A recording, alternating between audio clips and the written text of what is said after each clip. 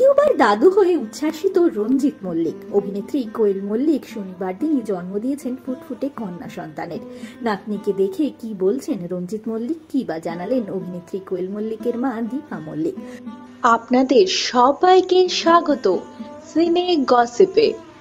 শনিবার 14 ডিসেম্বর কন্যা সন্তানের জন্ম দিয়েছেন অভিনেত্রী কোয়েল মল্লিক।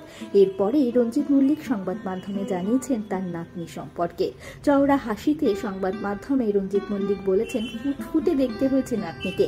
কোয়েলের মেয়ে কি কোয়েলের মতনই বাংলা বিনোদন জগতের প্রথম সারির নায়িকা হবে? হাসতে হাসতে জানিয়েছেন রঞ্জিত মল্লিক, এখনই কি আর এসব বলা যায়? তাছাড়া সন্তানদের মতামত আছে, আগে বড় হোক, তারপরে এসব নিয়ে ভাবা যাবে। কোয়েল মল্লিক ভালো আছেন, সদ্যজাত সুস্থ রয়েছে বলে জানিয়েছেন রঞ্জিত মল্লিক। মেয়ে আর নাতনিকে দেখতে গিয়ে খুশিতে আত্মহারা দীপা আর রঞ্জিত মল্লিক। নায়িকার ছেলে কবির কি বলছে বোনকে পেয়ে?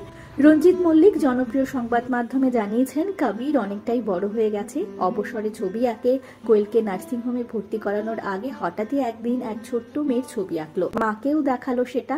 কোয়েল ছেলের কাছে জানতে চায় কেন সে বাচ্চা মেয়ের ছবি আঁকলো। জানিয়েছিল মেয়ে নয়, পুতুলের ছবি এঁকেছে সে। পুতুলের মতোই নাকি তার একটি বোন আসতে চলেছে। শনিবার কবিরের সেই ইচ্ছাই পূরণ হলো। দুই পরিবার ভীষণ খুশি নাতনি আসায়। বলা বাহুল্য উচ্ছ্বাসিত নায়িকার স্বামী নিষ্পাল সিং রানে দিদা দীপা মল্লিকের কণ্ঠে উচ্ছ্বাস। সংবাদ মাধ্যমে তিনি জানিয়েছেন, কবির সারাক্ষণ বলতো আমার বোন চাই, মন চেয়েছিল বলেই সম্ভবত ঈশ্বর ওর প্রার্থনা পূরণ করেছে। ছাড়াও তিনি আরো জানিয়েছেন, এক সন্তানের থেকে দুই সন্তান সব দিক থেকেই ভালো। কবির খেলার সঙ্গী পেল, কোয়েল এবার নিজের দিকে সময় দিতে পারবে। নাতি নাতনিকে নিয়ে দাদু দিদিমার স্বপ্ন অনেক। বর্ষিয়ান অভিনেতা জানিয়েছেন, শিশুর সারল্য আমার প্রিয়। পরিবারে শিশুর সংখ্যা বেড়ে যাওয়ায় সকলেই খুশি।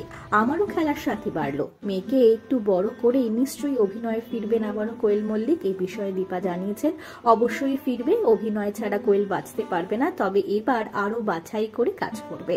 কোয়েল এবং তার পরিবারের জন্য রইল আমাদের তরফ থেকে অনেক শুভেচ্ছা, অনেক শুভকামনা। আমরা হলাম সিনে গসিপ।